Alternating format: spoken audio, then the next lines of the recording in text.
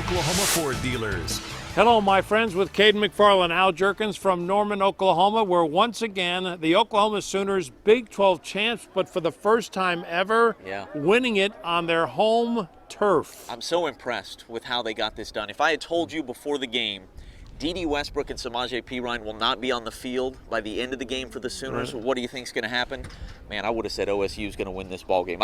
Baker Mayfield was fantastic. He really was tremendous today, including the wet football situation. Yeah. He admitted that he practices throwing wet footballs, and that's what helped him out in this ball game.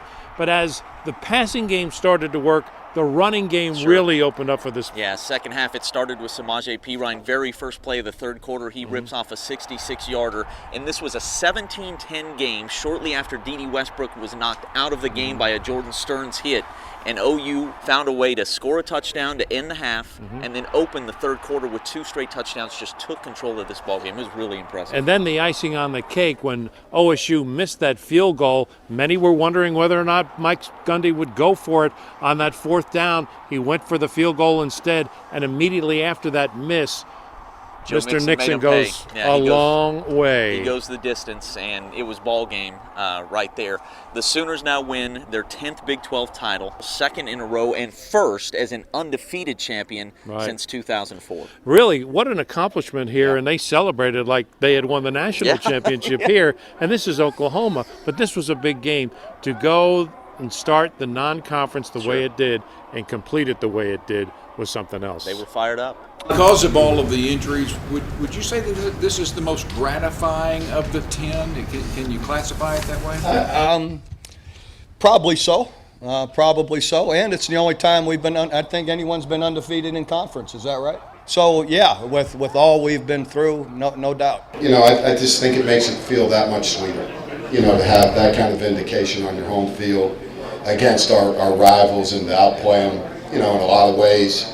That's what it's all about. Made a promise over there after the Ohio State loss that we were going to win the Big 12. We were going to go on a run, and I was going to push this program harder. So I've kept that promise, and I'm proud of our guys for helping me along the way. And it feels good. I'll be honest, it feels really good. Now on the other side of the spectrum, OSU, it didn't seem like Mason Rudolph really found his rhythm in this one. The running game started out very well, but they just could not get the passing game going. Mike Gundy didn't want to throw his quarterback under the bus, but he had to admit he just wasn't throwing the wet ball very well at all, and that certainly changed things. The way OU secondary has struggled all year long, OSU needed to make them pay back there.